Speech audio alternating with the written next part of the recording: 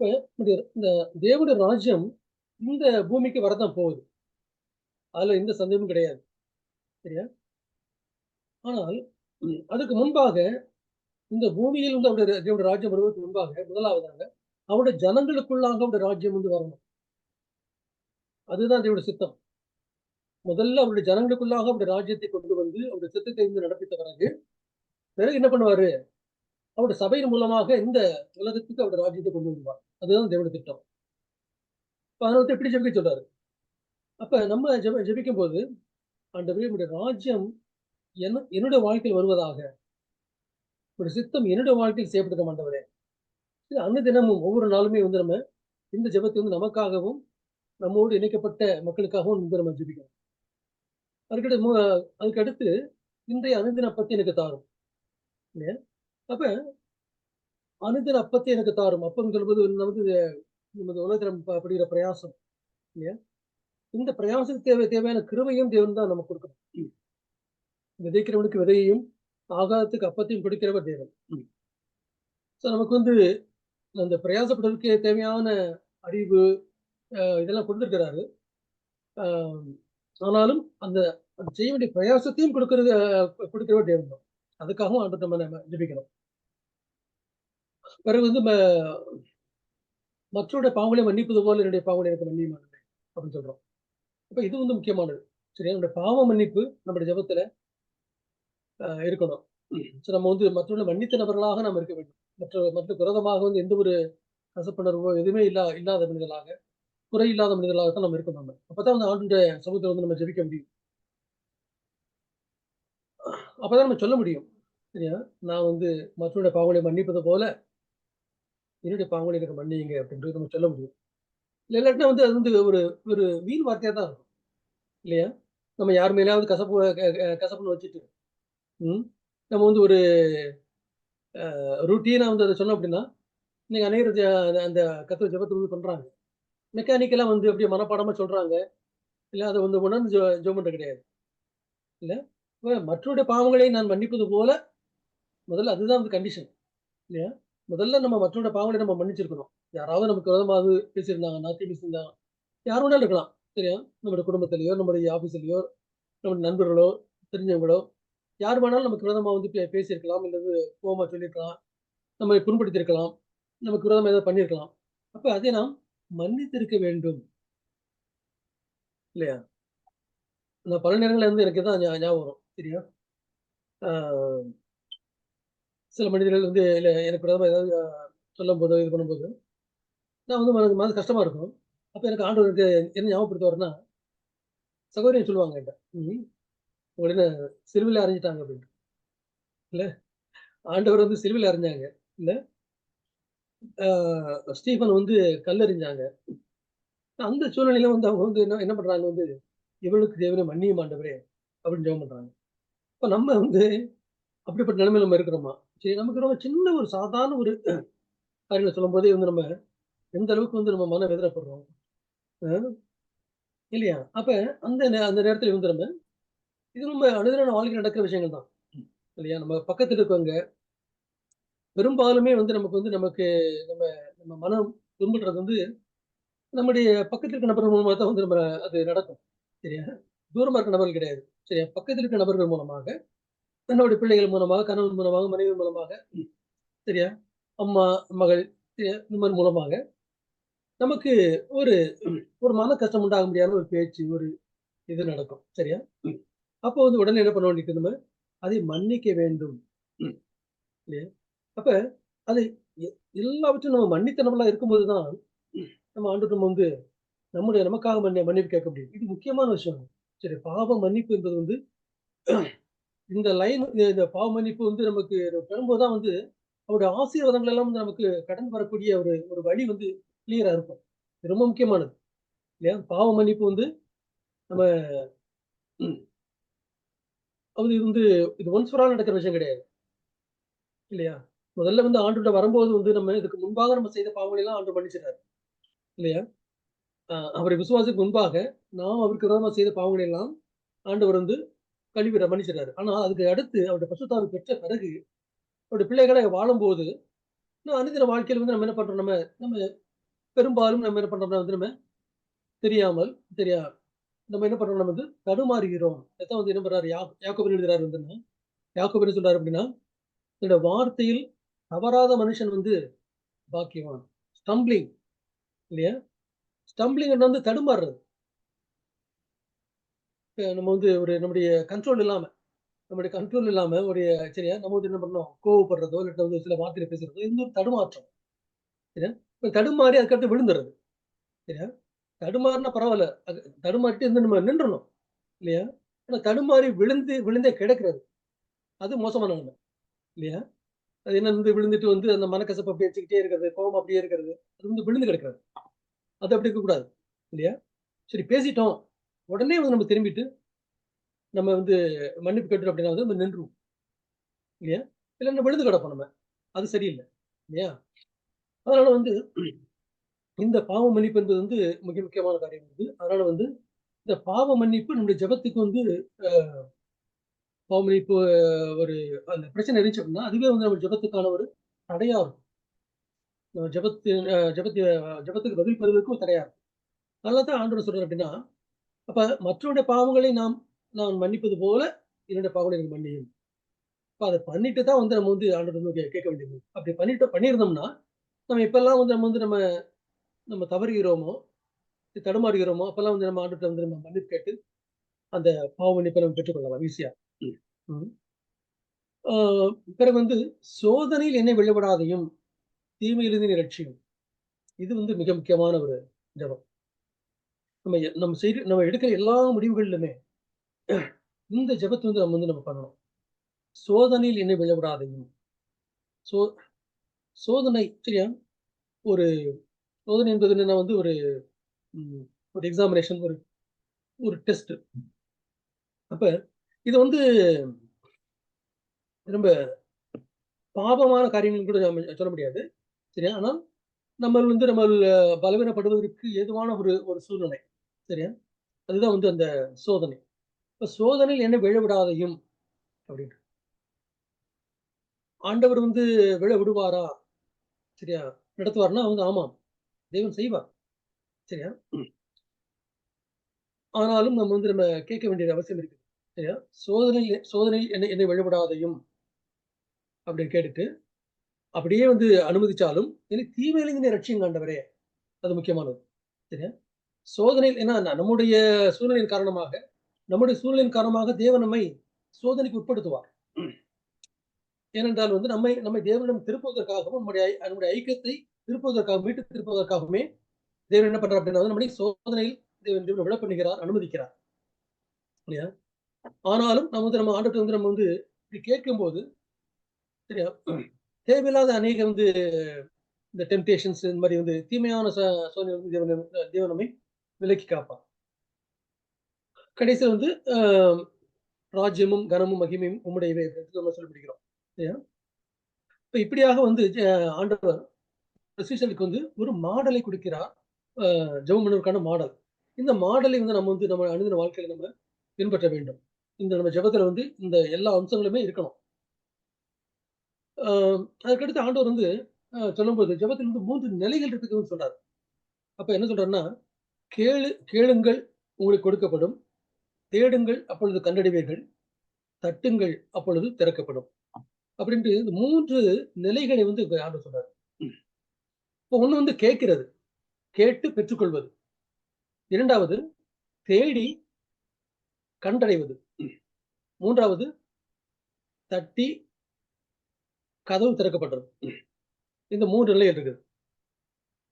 அப்ப இந்த 3 நிலைகளையுமே வந்து நம்முடைய ஜெபத்துல நம்ம இருக்கணும். இப்ப முதல்ல வந்து கேட்பது. கேட்டு நம்ம பெற்றுக்கொள்றோம். நமக்காகவும், நம்மோடு இணைக்கப்பட்ட தேவனுடைய பிள்ளைகளுக்காகவும், ஈவன் நம்மை நாம் அறிந்த நண்பர்கள், உறவினர்கள் இவர்களுக்காகவும் நம்ம என்ன பண்றோம் வந்து நம்ம கேட்கணும். சரி அவங்களே சொல்லுவாங்க. "எனக்கா ஜெபம் பண்ணிக்கோங்க." அ அப்படின்னு சொல்லுவாங்க. சரி எனக்கு உடம்பு சரியில்லக்கா ஜெபம் பண்ணிக்கோங்க அப்படின்ட்டு சொல்லுவாங்க. நம்மளும் வந்து அவங்கள்ட்ட சொல்லுவோம். அவங்க சொல்லுவோம். ஆண்டவர் இயேசு கிறிஸ்துவின் நான் நான் ஜெபம் பண்றேன். அப்படின்ட்டு நம்ம சொல்லிட்டு நம்ம ஜெபிக்கும்போது தேவன் அதை கனப்படுத்துவார். சரியா? அப்ப அப்படியாக வந்து நாம் ஜெபித்து நாம் பெற்றுக்கொள்ள வேண்டும். நமக்கு தேவைகள் உண்டு. சரியா?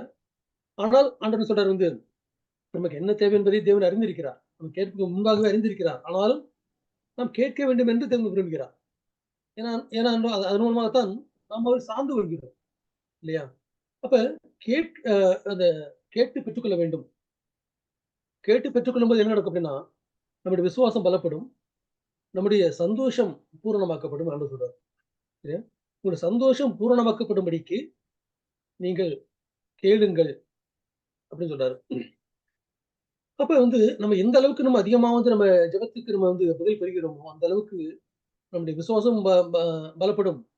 நாம் தேவனுடைய சந்தோஷத்தினாலும் நாம் நிரப்பப்படுவோம். இல்லையா? ஏன்னா தேவன் நம்முடைய ஜெபத்தை கேட்கிறார், கேட்டிருக்கிறார்ங்கிற ஒரு சந்தோஷம் மிகப்பெரிய சந்தோஷம். இல்லையா? இப்ப அந்த அனுபவத்தை நாம் பெற்றுக்கொள்ள வேண்டும். அடுத்து ஜெபத்துல ஜெபம் வந்து வெறுமனே வந்து கேட்டு பெற்றுக்கொள்கிற காரியம் மட்டுமல்ல. சரியா? அதத்தான் நம்ம புரிஞ்சுக்கணும்.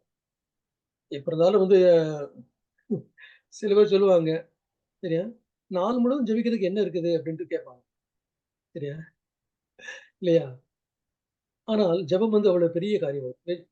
ஜெபத்தை வந்து வெறுமனே கேட்டு பெற்றுக்கொள்வதாக மட்டுமே எடுத்துக்கொண்டால், நம்ம நாள் முழுவதும் நம்ம ஜெபிக்க முடியாது.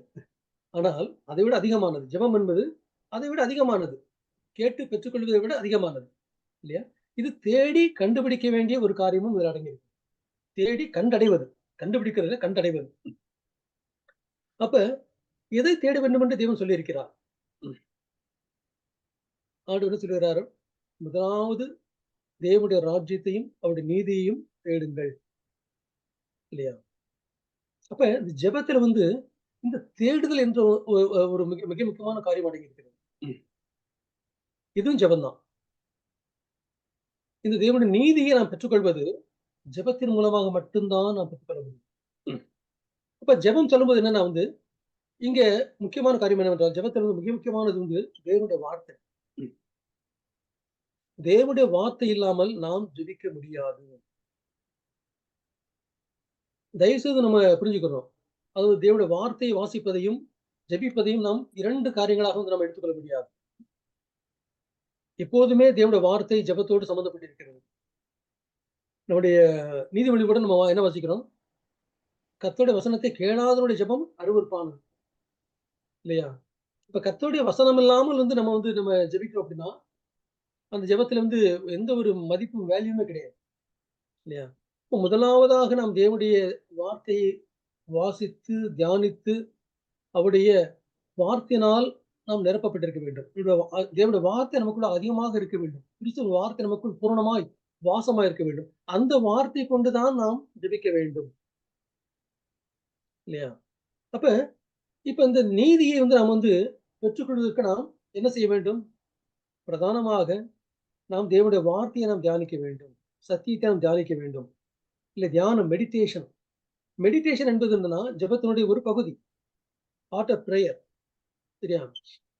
அப்ப தேவனுடைய வார்த்தையை வந்து நாம் தியானிக்கின்ற மனிதராக நாம் இருக்க வேண்டும். வெறுமனே வாசிக்கிற மனிதராக அல்ல, அதை தியானிக்க வேண்டும். இப்ப தியானிக்க தேவனுடைய வார்த்தையை வந்து தியானிக்கிறது எப்படின்னா வந்து, அப்படியே ஜெபத்துல உட்கார்ந்துகிட்டு, அந்த வார்த்தை குறித்து வந்து நம்ம திரும்ப திரும்ப நினைக்கிறது. நினைச்சுட்டு ஆண்டவரே என்ன சொல்றீங்க ஆண்டவரே? இங்க இப்படி சொல்றீங்களே! அப்படின்ட்டு. அப்ப ஆவியானவர் என்ன பண்ணுவார் அப்படின்னா வந்து, அந்த வசனங்களை அவர் அவர் சேர்ப்பார். கூட்டி சேர்ப்பார். இன்னொரு இடத்துல வந்து ஆண்டவர் சொல்லியிருக்காரு. ம். அத கொண்டு வந்து சொல்லுவாரு. அப்படி பண்ணும்போது வந்து அவர் வந்து கனெக்ட் பண்ணும்போது, அங்க நம்ம ஒரு வெளிச்சத்த நம்ம பெற்றுக்கொள்வோம். இல்லையா? அப்ப அந்த வெளிச்சத்த வச்சு தான் வந்து நம்ம என்ன பண்ணணும் நம்ம ஜெபம் பண்ணணும். ம்.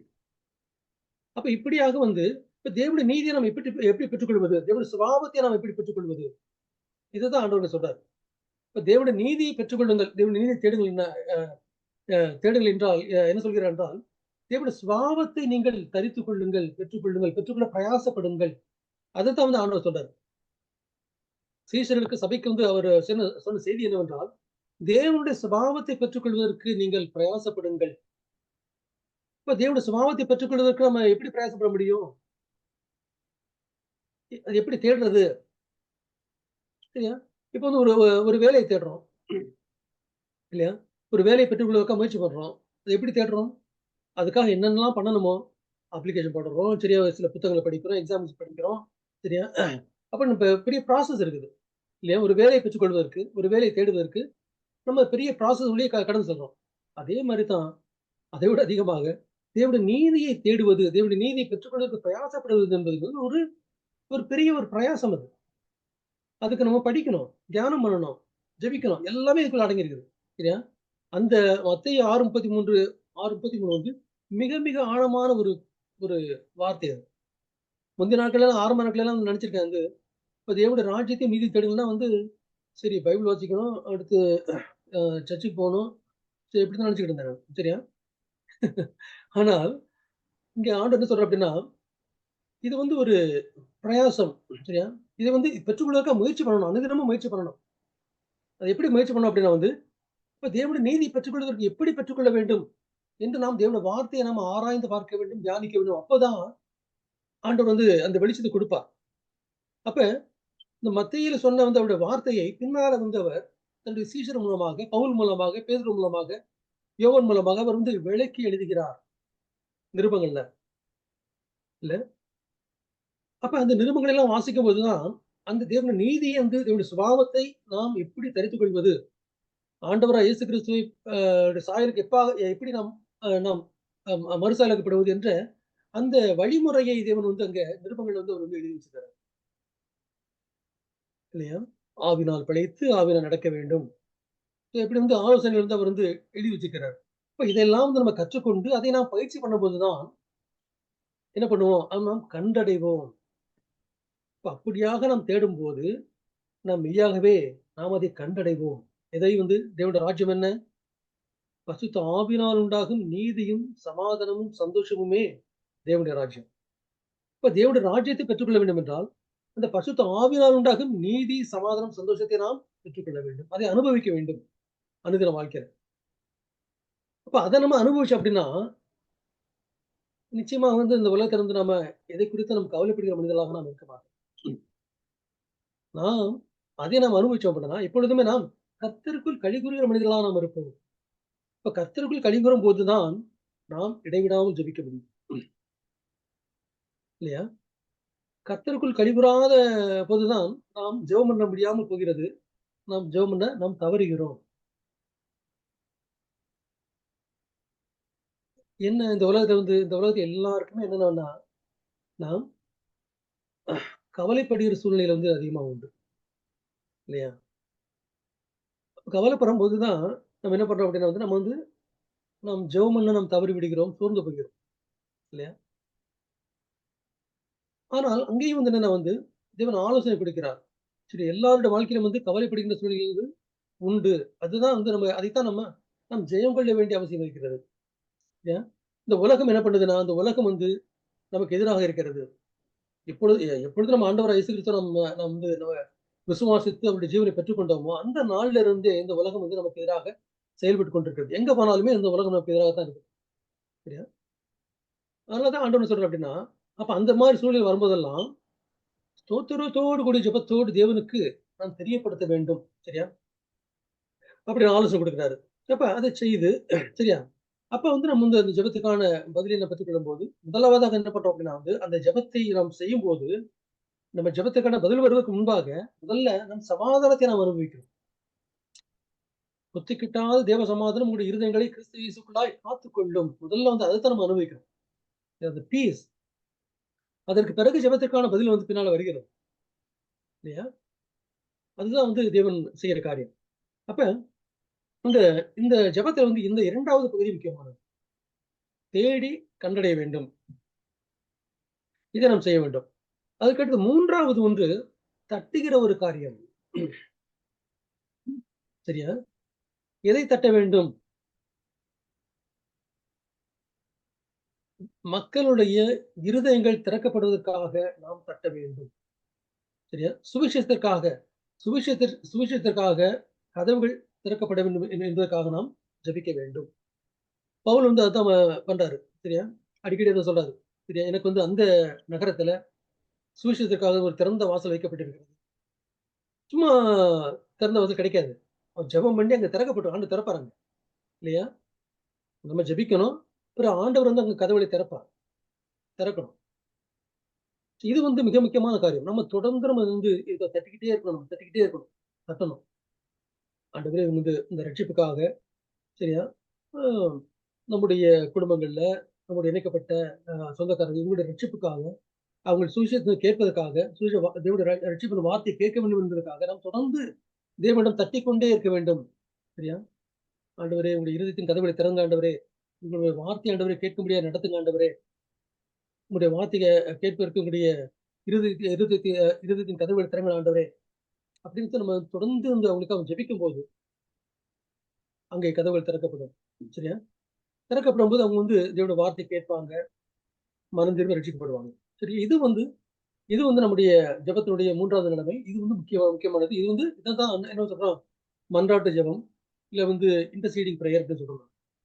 அந்த இன்டர்சீடிங் நம்முடைய ஜெபத்துல நம்ம இருக்க வேண்டும். ஜெபத்துல வெறுமனே நம்முடைய தேவைகளுக்காக மட்டும் ஆண்டுட்டு போனோம் அப்படின்னா, நம்மை போல பரிதபிக்கப்படத்தக்க மனிதர்கள் இந்த உலகத்துல வேற யாரும் கிடையாது. இல்லையா? நம்முடைய ஜெபத்துல நம்முடைய தேவைகளுக்காக நம்ம கேட்கணும். ரைட் தான். சரியா? மற்றவருடைய தேவைகளுக்காக நம்ம கேட்கணும். நல்லது. ஆனால் அதை விட அதிகமாக இந்த 2 முக்கியமானது. இந்த தேடுதல், தட்டுதல். இந்த 2மே நம்முடைய அனுதின ஜெபத்துல அதிகமா இருக்க வேண்டும். 2வது என்ன தேடுதல்னு சொல்லும்போது, அதிகமாக தேவனுடைய வார்த்தையை தியானிக்கிற ஒரு காரியம். தேவனுடைய வார்த்தையை தியானித்து, தேவனுடைய பேசுதலை பெற்று, அந்த பேசுதலை கொண்டு அவரை நாம் துதிப்பது, ஸ்தோத்திரம் பண்ணுவது, ஜெபிப்பது, இதை நாம் பயிற்சி பண்ண வேண்டும். சரியா? இப்படி பண்ணும்போது, சரியா, என்ன நடக்கும் அப்படின்னா இன்னும் தேவன் என்ன பண்ணுவார்னா, அந்த ஜெபத்தை நம்முடைய வாழ்க்கையில இன்னும் பலப்படுத்துவார். ஆ அநேகர் என்ன பண்றாங்கன்னா, ஆண்டவருடைய ஜெபத்தை மட்டும் தான் அவங்க என்ன பண்றாங்க, மனப்பாடம் பண்றாங்க. ஆனால் பின்னால ஆண்டவராகிய இயேசு கிறிஸ்து தன்னுடைய சீஷர்களுக்கு சில ஜெபங்களை அவர் கற்றுக் கொடுத்திருக்கிறார். அவருடைய வாழ்க்கையில அவங்கள எழுதி வச்சிருக்கிறாங்க. முக்கியமாக பவுல் அப்போஸ்தலர் என்ன பண்ணியிருக்காரு அப்படின்னா, சில ஜெபங்களை நிருபங்கள்ல எழுதியிருக்கிறாரு. அது முக்கியமானது எபேசியன். எ எபேசியருக்கு எழுதின நிருபத்துல 2 ஜெபங்கள் இருக்குது. மிக மிக முக்கியமான ஜெபங்கள். பல வருஷங்களுக்கு முன்பாக நான் இந்தியால இருந்தபோது, சகோதரர் மில்டன் என்ற சகோதரர் அடிக்கடி இந்த ஜெபத்தை பண்ணுவார். பண்ணி கேள்விப்பட்டிருக்கேன். அவர் அந்த ஜெபத்தை பண்ணி அவர் கேட்டதன் மூலமாக, சரியா, நான் அதை கற்றுக்கொண்டேன். சரியா? இந்த 2 ஜெபங்கள் என்னன்னா, மிக மிக முக்கியமான ஜெபங்கள். முதல்ல வெளிப்பாட்டுக்காக ஜெபம். அடுத்து வல்லமைக்காக ஜெபம். 1ஆம் அதிகாரத்துல இந்த வெளிப்பாட்டுக்கான ஜெபம். நம்முடைய மனக்கண்கள் பிரகாசமாக்கப்பட்டு, அ ஆண்டவராகிய இயேசுவே, அ என்னுடைய அ ஆவிக்குரிய என்னுடைய மனக்கண்களை பிரகாசமாக்கி, இங்கிலீஷ்ல பண்ணிக்கிட்டு இருக்கேன். அதனால எனக்கு சரியா வரமாட்டேங்குது. Give the spirit of wisdom and revelation. ஞானம் வெளிப்பாட்டின் ஆவியை தாருங்க ஆண்டவரே. என்னுடைய மனக்களை பிரகாசமாக்கி ஞானம் வெளிப்பாட்டின் ஆவியை தாருங்க. எதுக்காக அப்படின்னா, எந்த நம்பிக்கைக்கென்று அவர் நம்மை அழைத்திருக்கிறாரோ அதை அறிவதற்கு. எந்த நம்பிக்கைக்கென்று நம்மை அழைத்திருக்கிறாரோ அதை அறிவதற்கும், அவருடைய பரிசுத்த மரணத்தில் அவருக்கு இருக்கும் சுதந்திரத்தின் மகிமையின் ஐஸ்வர்யங்களை அறிவதற்கும், நம்மேல் அவர் காண்பிக்கிற அவருடைய வல்லமை மகத்துவத்தை அறிவதற்கும் என்னுடைய மனக்கண்களை பிரகாசமாக்கும்படிக்கு எனக்கு ஆவிக்குரிய ஞான வெளிப்பாட்டின் ஆவிக்குரிய கண்களை தாரும் ஆண்டவரே அப்படின்னு. சரியா? இந்த ஜெபத்தை நம்ம அனுதின வாழ்க்கையில நமக்காகவும், நம்மோடு இணைக்கப்பட்டவர்களுக்காகவும் நாம் ஜெபிக்க வேண்டும். இது விசுவாசிகளுக்காக ஜெபிக்கிற ஜெபம். அவிசுவாசிகளுக்காக ஜெபிக்கிற விஷயம் கிடையாது. இது விசுவாசிகளுக்காக, தேவனுடைய பிள்ளைகளுக்காக நாம் ஜெபிக்க வேண்டிய ஒரு ஜெபம். 3வது அதிகாரத்துல இன்னொரு ஜெபத்தை சொல்றாரு. அது வல்லமைக்கான ஜெபம். சரியா? என்ன வல்லமை?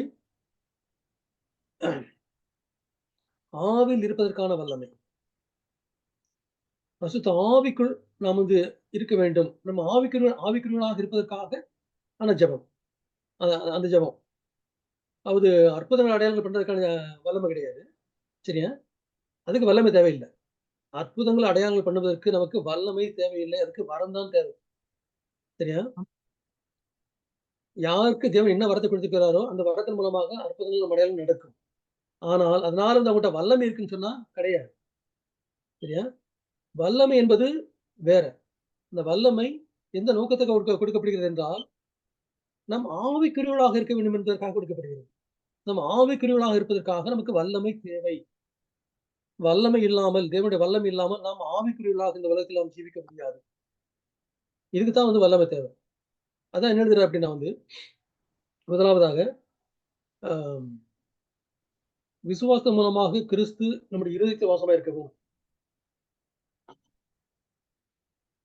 ஆ நிலை பெற்றவர்களை ஆ அன்பிலே அவருடைய அன்பிலே வேரூன்றி நிலை பெற்று, சரியா, ஆஹ் அவருடைய அதன் நீளம் அகலம் உயரம் ஆழம் இவற்றை அவருடைய பரிசுத்தவான்களோடு கூட இவற்றை அறிந்து புத்தி கட்டாத கிறிஸ்துவின் அன்பை அறிந்து தேவனுடைய சகல பரிமாணத்தால் நிரப்பப்படுவதற்கென்று உள்ளான மனிதனுக்குள் பலப்படுத்தப்பட வேண்டும் என்று ஜெபிக்கிறார்.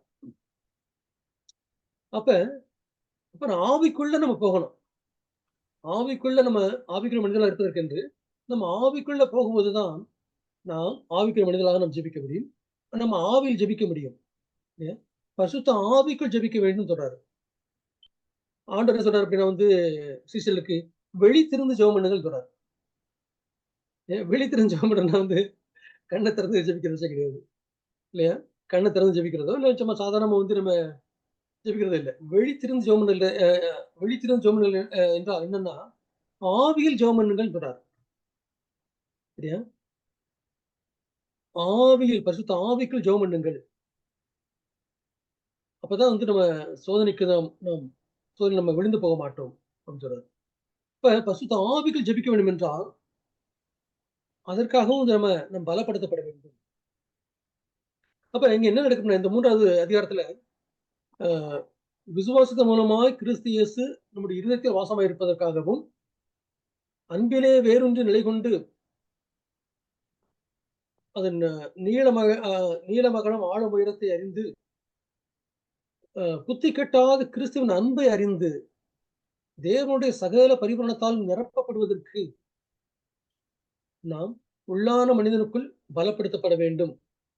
அதற்காகவும் வந்து நம்ம ஜெபிக்கிறோம். நமக்காகவும் நம்முடைய இணைக்கப்பட்ட தேவனுடைய பிள்ளைகளுக்காகவும் அனுதினமும் ஜெபிக்க வேண்டும். இந்த இந்த 2 ஜெபங்கள் மிக முக்கியமானது. இதை தவிர மற்ற ஜெபங்களை வந்து பவுல் எழுதுறாரு. சரியா? மற்ற நிருபங்கள்ல வந்து நிறைய எழுதுறாரு. அதாவது கிறிஸ்துவின் தேவன் அன்புக்கும் கிறிஸ்துவின் இருதயத்துக்கும் நேராக நம்முடைய இருதயங்களை தேவன் நடத்த வேண்டும்.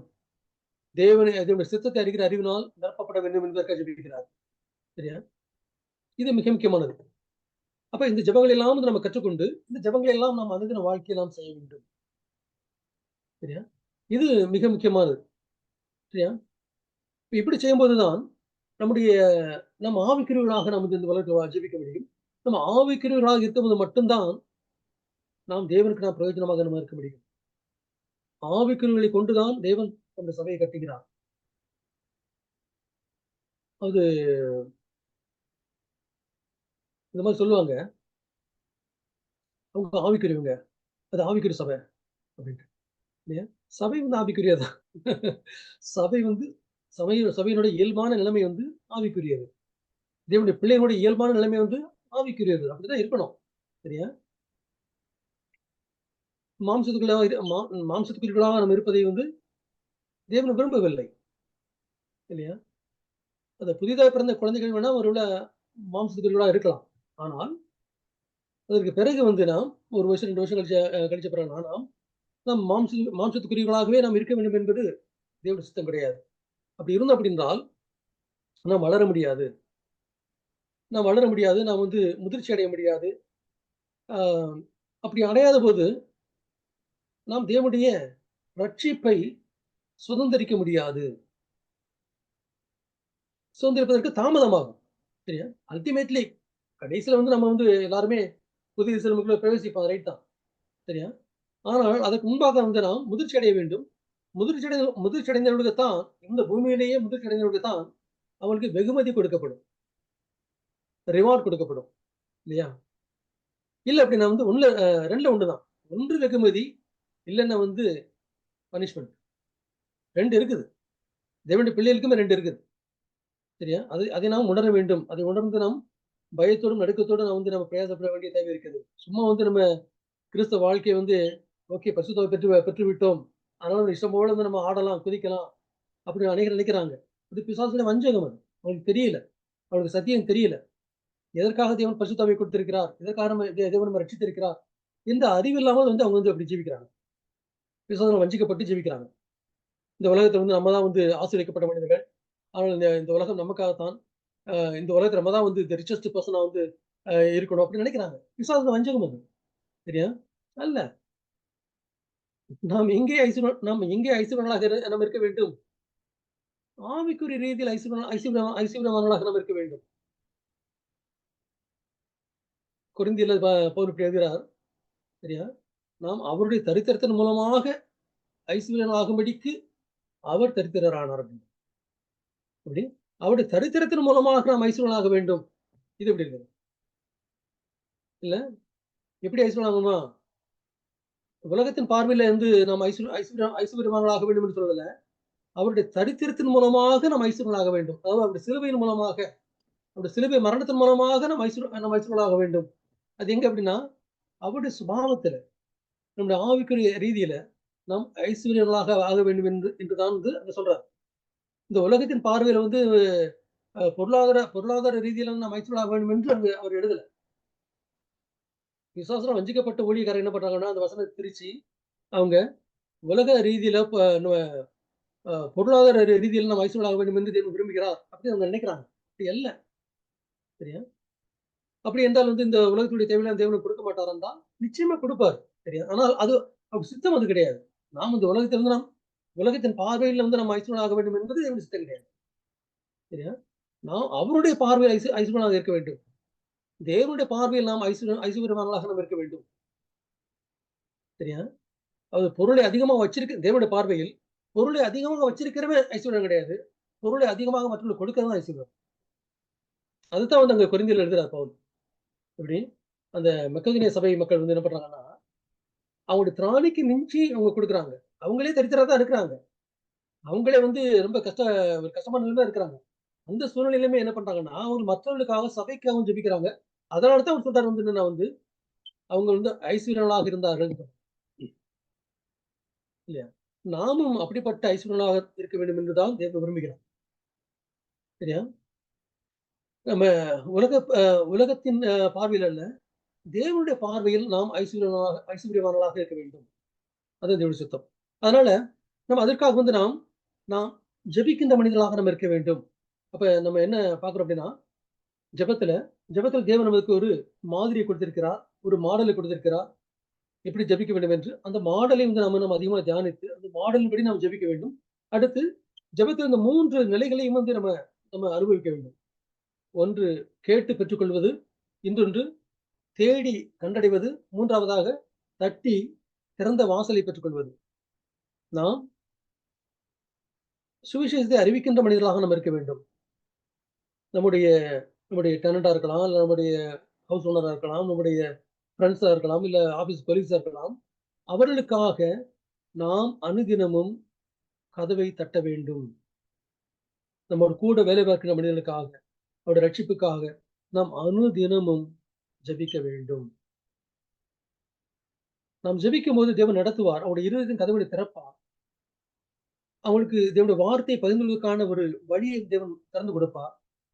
அப்போ வந்து நம்ம தேவனுடைய வார்த்தையை பேசும்போது, சொல்லும்போது, தேவன் இங்கே கிரியை செய்வதற்கான ஒரு வழி உண்டாகும். அதனால வந்து நம்ம ஜெபத்திற்கு வந்து நாம் வந்து அதிகமாக நாம் நம்ம ஒப்புக் கொடுக்க வேண்டும். நாம் அதிகமாக நேரத்தை செலவழிக்க வேண்டும்.